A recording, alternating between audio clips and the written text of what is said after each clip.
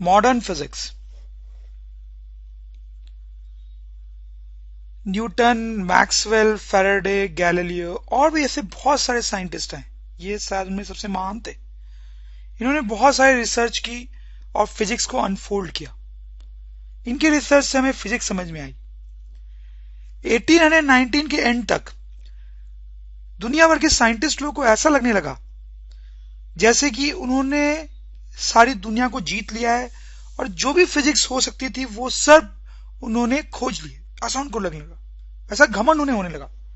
लेकिन आप भगवान को तो जानते ही हैं, जब इंसान को घमंड होता है भगवान उसको तोड़ने आते हैं। तो वैसा ही कुछ हुआ 1890 के राउंड। और उसके बाद दुनिया भर में साइंटिस्ट लोगों ने जब कुछ और नए नए एक्सपेरिमेंट्स किए तो उनका जो रिजल्ट था वो थियरी से मैच करता हुआ नहीं आया। थियरी से कुछ और रिजल्ट आना चाहिए था और एक्सपेरिमेंटली कुछ और रिजल्ट आ रहा था। तो अब साइंटिस्ट लोग बिल्कुल कंफ्यूज हो गए। अब उनको समझ में आया कि नहीं, अभी भी बहुत सारी फिजिक्स है जिसको पता करना अभी भी बाकी है। इसके बाद फिर जो रिसर्च होने लगी फिजिक्स में उसको मॉडर्न फिजिक्स कहा जाता है। उसको मॉडर्न फिजिक्स कहा जाता है। और मॉडर्न फिजिक्स का एक बहुत ही बड़ा इंपॉर्टेंस ये है कि मॉडर्न फिजिक्स से ही क्वांटम फिजिक्स स्टार्ट होती है। क्वांटम फिजिक्स के बारे में आपने कहीं ना कहीं जरूर सुना होगा। ये फिजिक्स का एक बहुत ही इंपॉर्टेंट और इनोवेटिव और क्रिएटिव टाइप का ब्रांच है। मॉडर्न फिजिक्स एक्चुअली उसका स्टार्टिंग पॉइंट है। तो यहां में हम क्वांटम फिजिक्स तो नहीं पढ़ने वाले हैं, आप समझ सकते हैं कि हम उसका स्टार्टिंग पॉइंट पढ़ने वाले हैं, that is called modern physics. लेकिन आगे बढ़ने से पहले मैं आपको ये बता दूं कि ये दोनों ही ब्रांच जो होती है फिजिक्स की वो बड़ी कंफ्यूजिंग टाइप की होती है। रिचर्ड फिनमैन बहुत ही बड़े साइंटिस्ट थे। इनको नोबेल प्राइज मिला था for quantum physics. Quantum physics के लिए ही नोबेल प्राइज मिला था 1965 में।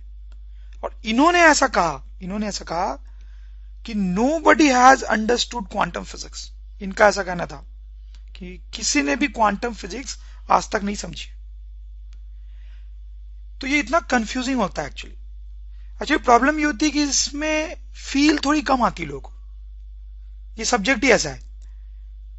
But let's move ahead and try to understand what this chapter has for us. Okay, तो मॉडर्न फिजिक्स को डिटेल में समझने के लिए सबसे पहले हमें थोड़ा ये रिकॉल करने की जरूरत है कि पार्टिकल क्या चीज होती है और वेव क्या चीज होती है और दोनों में क्या डिफरेंसेस होते हैं कुछ। तो टॉकिंग अबाउट पार्टिकल के एग्जांपल है जैसे पेन, बॉल, बुलेट। ये जो कंप्यूटर जिस पे आप देख रहे हैं वो भी पार्टिकल है देखा जाए तो। वेव के एग्जांपल हो सकते हैं जैसे साउंड वेव या फिर string wave. String wave is the simplest possible wave जिसके बारे में हमने पहले पढ़ा है। फिर they something called stream of particles. इसका बहुत सिंपल सा मतलब है कि बहुत सारे छोटे छोटे पार्टिकल्स हैं और वो जा रहे हैं आगे, तो इसको बोलते हैं स्ट्रीम ऑफ पार्टिकल्स। जैसे ये हो सकता है बहुत छोटे छोटे बॉल्स हों या छोटे छोटे बुलेट्स हों, बहुत सारे जो आगे जा रहे हैं, तो this will called stream of particles. तो पार्टिकल अलग तरह की चीज है एक्चुअली और वेव अलग तरह की चीज है। इनमें एक्चुअली बहुत सारे डिफरेंसेस होते हैं। उनमें से कुछ इंपॉर्टेंट डिफरेंस हम यहां पे देखेंगे जो हमारे काम के हैं। फर्स्ट डिफरेंस इज कि पार्टिकल में डिस्क्रीट फ्लो ऑफ एनर्जी होता है, डिस्क्रीट फ्लो ऑफ एनर्जी, और वेव में कंटिन्यूअस फ्लो ऑफ एनर्जी होता है। देखिए आप इसको समझने की कोशिश करें। जैसे यहां पे ये स्ट्रीम ऑफ पार्टिकल्स अगर आगे जा रहे हैं तो अपने साथ साथ वो एनर्जी भी ले जा रहे हैं। हर छोटे बॉल के पास कुछ काइनेटिक एनर्जी है, हर छोटे बॉल के पास कुछ काइनेटिक एनर्जी है, हर छोटे बॉल के पास कुछ काइनेटिक एनर्जी है। तो वो डिस्क्रीट है। इसके पास थोड़ी सी काइनेटिक एनर्जी, इसके पास थोड़ी सी काइनेटिक एनर्जी, इसके पास थोड़ी सी काइनेटिक एनर्जी, तो सबके पास थोड़ी थोड़ी थोड़ी काइनेटिक एनर्जी है। तो this is discrete kinetic energy. जैसे कि अगर ये स्ट्रीम ऑफ पार्टिकल्स है और सपोज करो एक वॉल है, यहाँ पे वॉल, और ये इस वॉल पे हिट कर रहे हैं, तो वो एनर्जी डिस्क्रीट वे में आ रही है। कैसे? जब ये बॉल हिट करेगा तो थोड़ी सी एनर्जी वॉल तक पहुंचेगी, जब ये बॉल थोड़ी देर बाद हिट करेगा तो थोड़ी सी एनर्जी वॉल तक पहुंचेगी। फिर कुछ देर बाद जब ये बॉल वॉल को हिट करेगा तो थोड़ी सी और एनर्जी पहुंचेगी। कुछ देर बाद जब ये बॉल वॉल को हिट करेगा तो थोड़ी सी और एनर्जी पहुंचेगी। तो एनर्जी जो है वॉल तक पहुंच रही है इन अ डिस्क्रीट वे। डिस्क्रीट वे का मतलब है थोड़ी थोड़ी थोड़ी थोड़ी करके। वेव के केस में एनर्जी का फ्लो कंटिन्यूअस होता है। जैसे मैं आपको बताऊं, जैसे ये स्पीकर है, उसे साउंड वेव निकल रही है और एक आदमी उसको लिसन कर रहा है, तो क्या इससे निकलने वाली साउंड आदमी को थोड़ी थोड़ी थोड़ी करके सुनाई देगी? नो, उससे जो साउंड निकल रही है आदमी को कंटिन्यूअसली सुनाई देगी, कंटिन्यूअसली सुनाई देगी। तो this is a continuous flow of energy. जब आदमी को कंटिन्यूअसली साउंड सुनाई दे रही है मतलब आदमी तक एनर्जी जो है वो कंटिन्यूअसली फ्लो करके आ रही है। तो this is example of continuous flow of energy in wave. जैसे एक और केस देखें, ये स्ट्रिंग वेव है। सपोज करो मैंने यहां पे एक लाइन ड्रॉ कर दी, तो इससे स्ट्रिंग वेव पास हो रही है, पल्स पास हो रही है। तो जैसे जैसे ये पल्स पास हो रही है एनर्जी पास हो रही है इससे। अब देखिए एनर्जी जो है कंटिन्यूअस वे में पास हो रही है इस ग्रीन लाइन से। वेव के केस में एनर्जी कंटिन्यूअसली फ्लो करती है, और पार्टिकल के केस में एनर्जी डिस्क्रीट वे में फ्लो करती है, डिस्क्रीट वे में। ये पहला इंपॉर्टेंट डिफरेंस था। Let's see the second one. Second difference ये है कि पार्टिकल में डिफ्रैक्शन नहीं होता है, नो डिफ्रैक्शन इन पार्टिकल। वेव में डिफ्रैक्शन होता है, वेव में डिफ्रैक्शन होता है। और डिफ्रैक्शन क्या है ये आपको थोड़ा सा याद तो होगा ही। Anyways we will recall it. तो अगर हमारे पास ऐसा कुछ सेटअप है, ये एक वॉल है और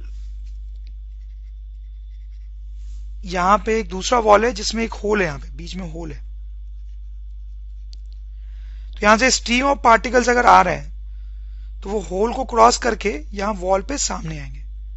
आप ध्यान दें कि ये जो स्ट्रीम ऑफ पार्टिकल्स है ये क्रॉस करके होल को यहां नहीं पहुंचेंगे, यहां भी नहीं पहुंचेंगे, सिर्फ होल के सामने आएंगे। Very simple. अगर हम वेव की बात करें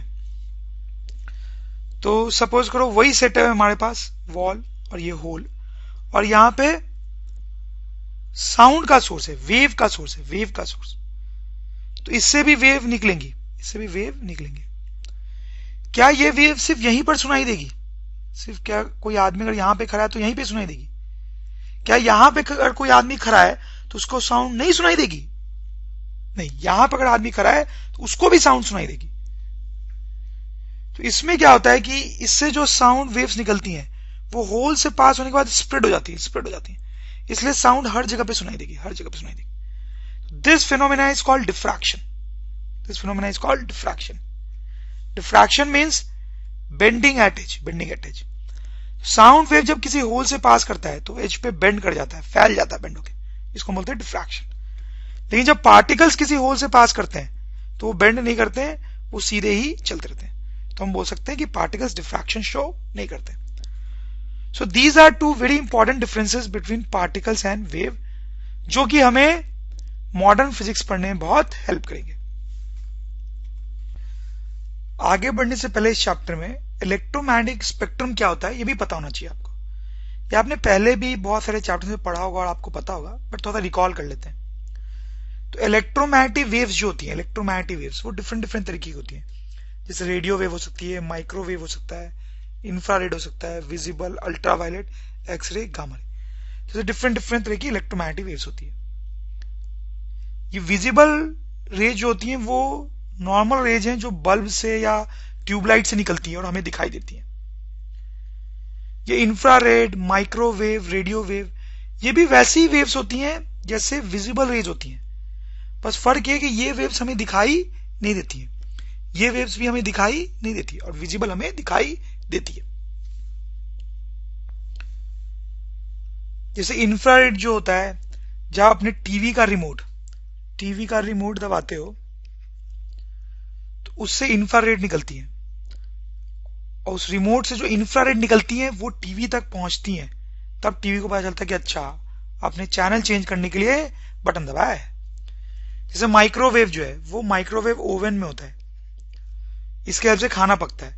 रेडियो वेव तो आप नाम से समझ रहे होंगे कि रेडियो से रिलेटेड है, ये रेडियो से निकलता है रेडियो वेव। जैसे एक्सरे के बारे में तो आपको पता ही होगा कि वो मेडिकल पर्पज के लिए यूज होता है। तो ऐसे ऐसे सारे वेव्स की अपनी अपनी कहानी है, जो कि हम किसी चैप्टर में बहुत डिटेल में भी देखेंगे। टेक्निकली इन सब में अंतर क्या होता है? इन सारे वेव्स में अंतर ये होता है कि उनका वेवलेंथ अलग अलग होता है। दे हैव डिफरेंट वेवलेंथ, सबका अलग अलग वेवलेंथ होता है। जैसे रेडियो का वेवलेंथ जो है वो मैक्सिमम होता है, मैक्सिमम, इसका मैक्सिमम वेवलेंथ होता है। जैसे जैसे हम इधर जा रहे हैं वेवलेंथ कम हो रही है, मतलब गामा की जो वेवलेंथ है वो मिनिमम होती है, मिनिमम। तो इधर जाने पे वेवलेंथ जो है वो डिक्रीज हो रही है। ये डायग्राम भी आपको हेल्प करेगा समझने में। अब देखें यहां पे वेवलेंथ ज्यादा दिख रही है, जैसे हम इधर जा रहे हैं वेवलेंथ कम होती जा रही है, यहां पे वेवलेंथ मिनिमम है, गामा की वेवलेंथ मिनिमम होती है। क्वांटाइज्ड वर्ड का मीनिंग आपको पता होगा, नहीं तो आप देख लें यहां पे।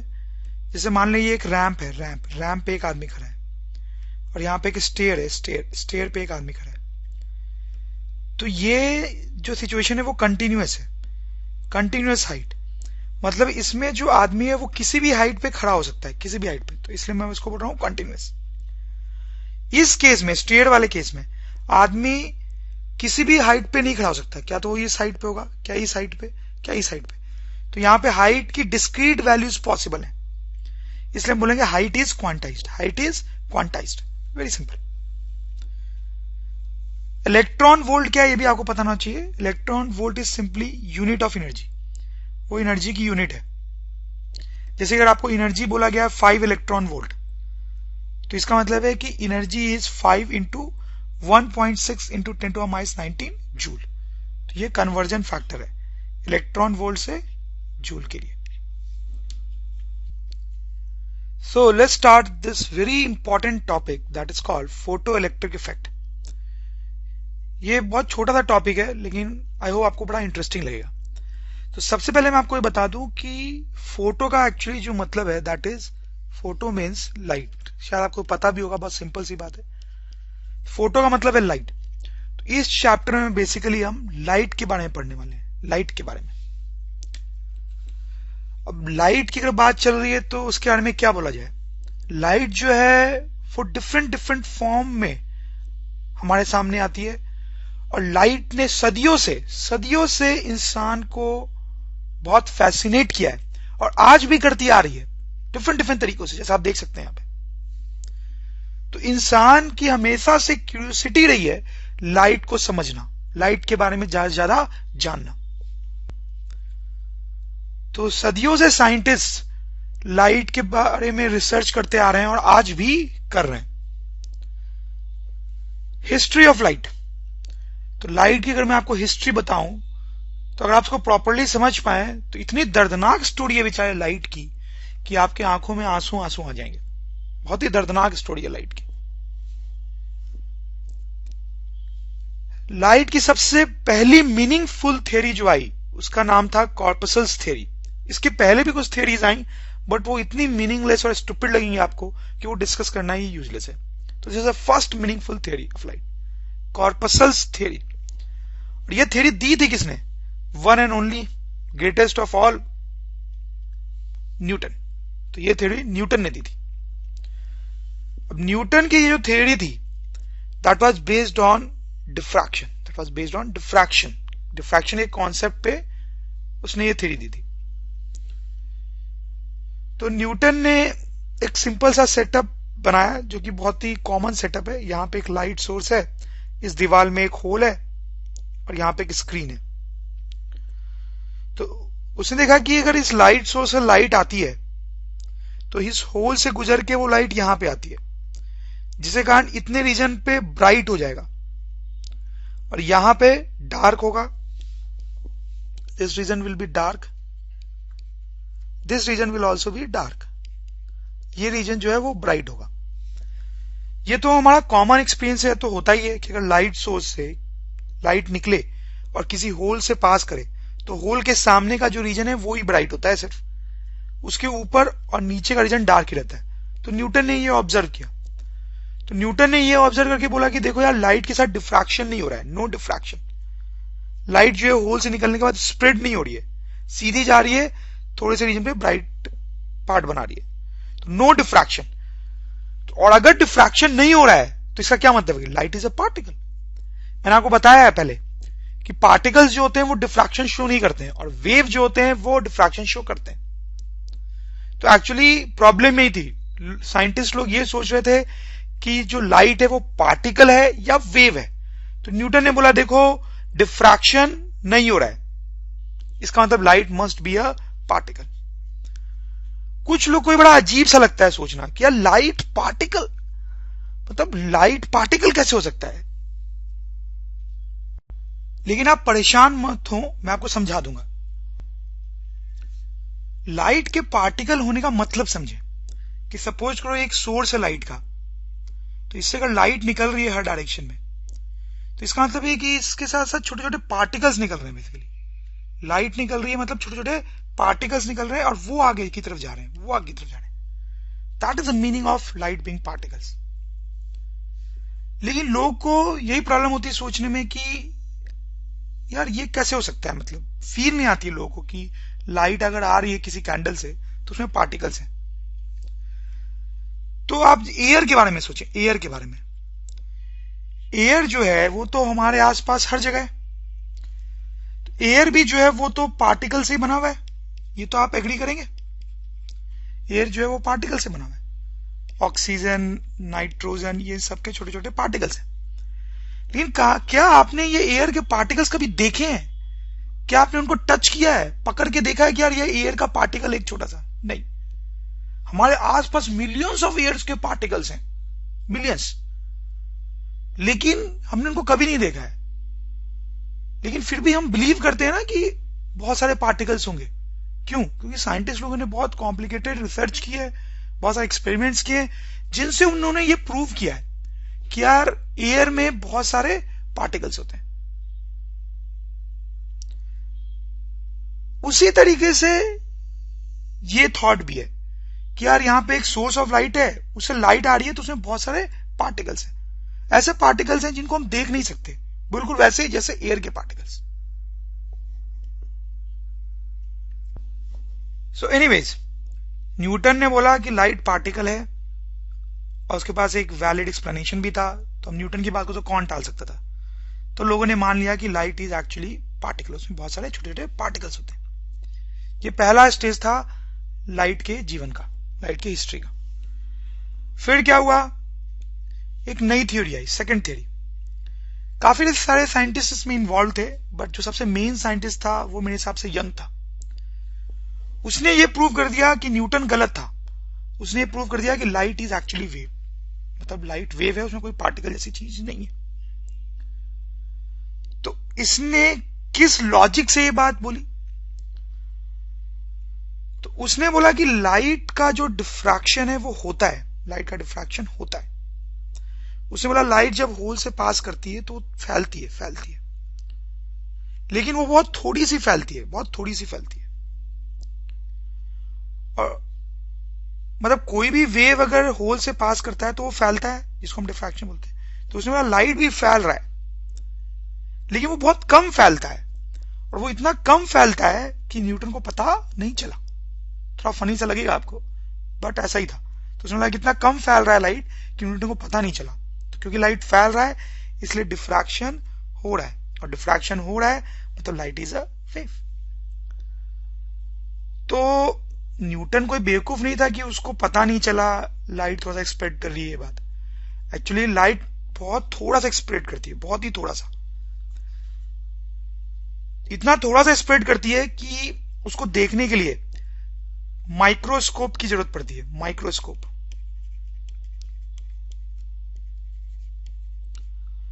तो न्यूटन के टाइम पे उतने अच्छे माइक्रोस्कोप्स नहीं थे कि ये छोटे से स्प्रेडिंग को देखा जा सके, लेकिन यंग के टाइम तक ऐसे अच्छे माइक्रोस्कोप्स बन गए थे जिनके हेल्प से ये स्प्रेडिंग देखी जा सकती थी। तो यंग ने बोल दिया कि लाइट वेव है, और भी कुछ उसने एक्सपेरिमेंट्स किए थे, बट वो देखना हमारे इंटरेस्ट में नहीं है अभी। फिर एक और साइंटिस्ट आया, Maxwell. Maxwell was like a genius, absolute genius. तो यंग ने तो एक्सपेरिमेंटली प्रूव किया था कि लाइट जो है वो वेव होती है। इसने थियोरेटिकली मैथमेटिकली इक्वेशंस के हेल्प से ये प्रूव कर दिया कि light is wave, light is wave. तो ये एस्टैब्लिश हो गया कि देखो लाइट जो है वो तो पक्का वेव है, डिफ्रैक्शन भी हो रहा है उसका, कोई डाउट नहीं है इसमें। तो लोगों ने मान लिया कि लाइट वेव है। ये जो पहली थियरी आई थी न्यूटन की वो 1700 में आई थी, 1700 की शुरुआत में आई थी। और फिर यंग ने जो अपनी थ्योरी दी थी वो 1800 के शुरुआत में दी थी। सो आप देख सकते हैं 100 साल तक लोग न्यूटन की बात मानते रहे और लाइट की जो कहानी थी वो अंधकार में रही 100 साल तक। लेकिन लाइट की हिस्ट्री में एक और पड़ाव आया, and that was in early 1900 मतलब 100 साल और बाद एक और पड़ाव आया। इस पड़ाव के बाद फिर से बहस छिड़ गई कि लाइट जो है वो पार्टिकल है या वेव है। फिर से ये चीज ओपन हो गई, फिर से कंफ्यूजन हो गया दुनिया में कि लाइट वेव है या पार्टिकल।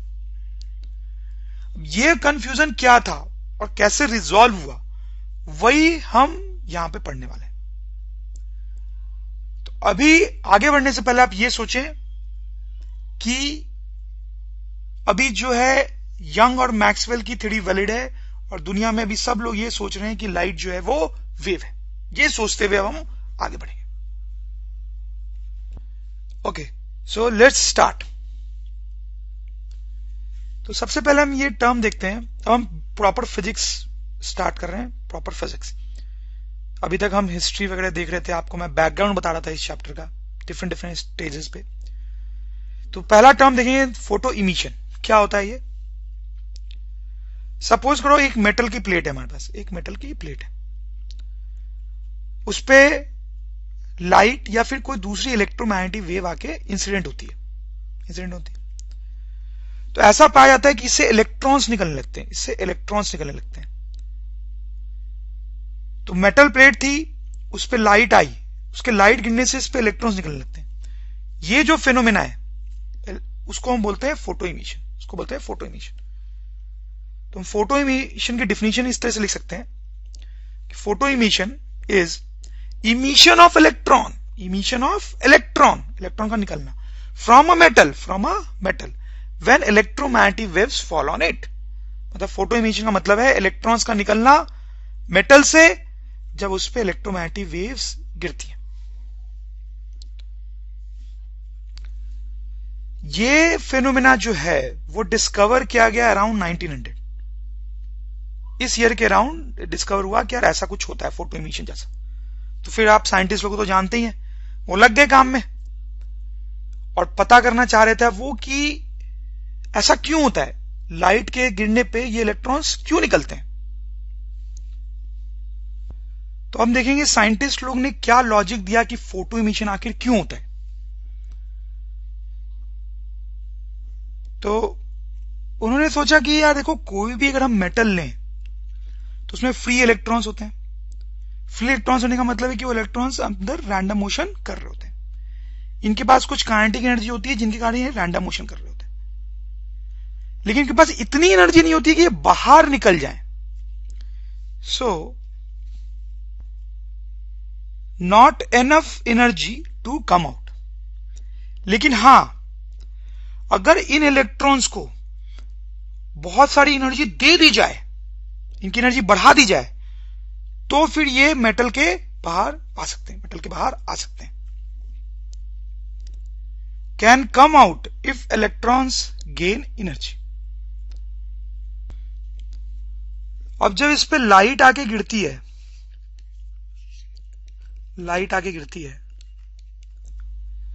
तो लाइट अपने साथ एनर्जी भी लाती है।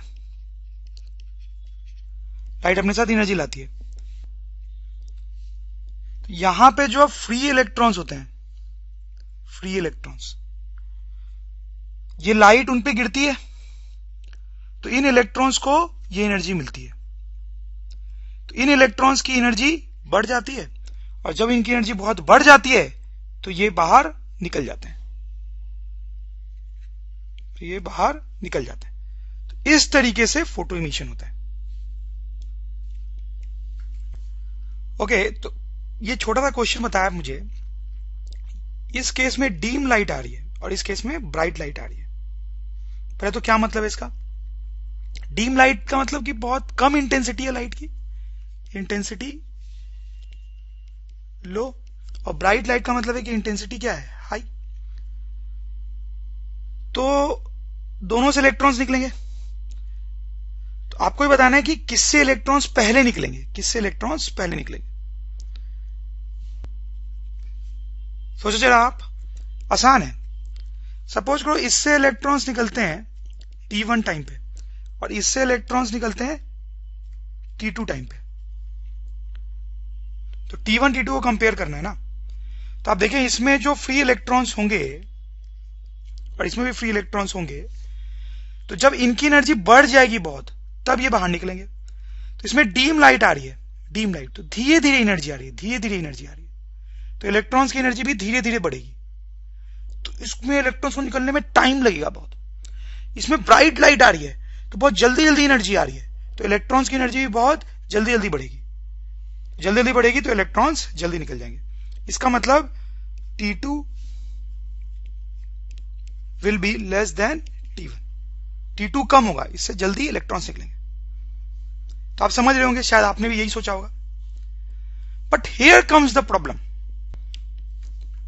साइंटिस्ट लोग ने भी यही एनालिसिस किया थ्योरेटिकली और उनको भी लगा कि यार T2 और T1 में ये रिलेशन होना चाहिए। बट जब एक्सपेरिमेंट किया गया तो पाया गया कि T1 और T2 दोनों थे बराबर, दोनों बराबर थे, यानी जितनी देर में इससे इलेक्ट्रॉन निकला उतनी देर बाद इससे भी इलेक्ट्रॉन निकला, और इनफैक्ट दोनों की वैल्यू बहुत ही कम थी, ऑलमोस्ट जीरो टाइप्स थी। तो दिस वाज अ प्रॉब्लम। इसका मतलब है कि जो थियरी हम सोच रहे हैं इलेक्ट्रॉन्स के निकलने की, वो कहीं ना कहीं गड़बड़ है, क्योंकि उस थियरी से T1 T2 में ये रिलेशन आ रहा है, बट एक्सपेरिमेंटली तो T1 T2 बराबर है, और एक्सपेरिमेंटली जो चीज है वो तो सही होनी है। तो लोगों को समझ में आ गया कि पूरे एनालिसिस में कुछ ना कुछ गड़बड़ है।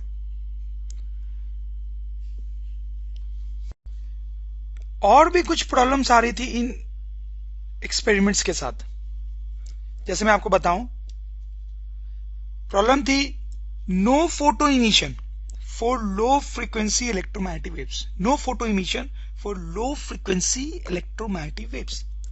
कहने का मतलब था कि अगर मेटल पे इलेक्ट्रोमैग्नेटिक वेव्स आ रही है, उनकी फ्रीक्वेंसी लो है, लो, तो ऐसा पाया जा रहा था कि इससे इलेक्ट्रॉन्स निकल ही नहीं रहे थे, कोई इलेक्ट्रॉन्स नहीं निकल रहे थे इससे।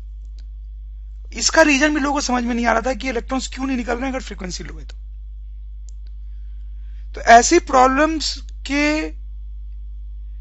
आने से लोगों को यह समझ में आया कि यार जो फिजिक्स यहां पे यूज की जा रही है उसमें कुछ ना कुछ गड़बड़ है, और फिर साइंटिस्ट लोग लग गए काम में और क्या प्रॉब्लम है थियरी में ये खोजना शुरू कर दिया उन्होंने। काफी टाइम बीत गया, सालों बीत गए, लेकिन कोई भी साइंटिस्ट सॉल्यूशन नहीं ढूंढ पा रहा था। ओके, जहां बड़े बड़े साइंटिस्ट प्रॉब्लम को सॉल्व करने में लगे हुए थे, उधर भगवान को कुछ और ही मंजूर था। 1902 और 3 के आसपास एक बिल्कुल ही अननोन स्टूडेंट था, बड़ा ही एरोगेंट था ये, इसके प्रोफेसर्स के साथ झगड़े चलते थे हमेशा, और इसका एकेडमिक बैकग्राउंड भी कोई खास अच्छा नहीं था, जिसके कारण कॉलेज से पास आउट होने के बाद इसको कोई जॉब नहीं मिली। लेकिन इसकी एक गर्लफ्रेंड थी, बहुत ही सुंदर, और वो जो गर्लफ्रेंड थी उसको इसने प्रेग्नेंट कर दिया।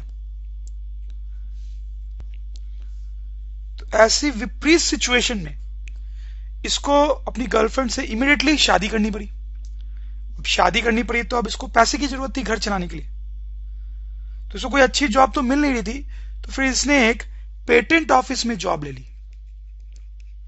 पेटेंट ऑफिस, पेटेंट ऑफिस एक ऐसी जगह होती है जहां पे साइंस में जो भी रिसर्च चल रही होती है उसके डॉक्यूमेंट्स अवेलेबल होते हैं। तो इस ऑफिस में इसको काम मिल गया, लेकिन इसका जो काम था उसमें बहुत फ्री टाइम होता था इसके पास, तो उस फ्री टाइम में ये वही डॉक्यूमेंट्स रिसर्च वाले पढ़ता रहता था। तो एक बार इसी प्रॉब्लम के पेपर इसके हाथ में चले गए, तो फिर वो उस प्रॉब्लम पे सोचने लगा, और सोचते सोचते 1905 में इस साइंटिस्ट ने उस प्रॉब्लम को सॉल्व कर दिया। वेरी सरप्राइजिंगली, बड़े बड़े साइंटिस्ट नहीं कर पा रहे थे और इसने कर दिया। इनफैक्ट 1905 में इसने 3 बहुत इंपॉर्टेंट थियरीज दी। ये कौन कौन सी थियरीज है वो मैं आपको बताऊंगा, बट 3 बहुत इंपॉर्टेंट थियरीज दी जिससे पूरी फिजिक्स की शक्ल ही बदल गई। और ये जो ईयर है इसको गोल्डन ईयर ऑफ फिजिक्स बोला जाता है, गोल्डन ईयर ऑफ फिजिक्स।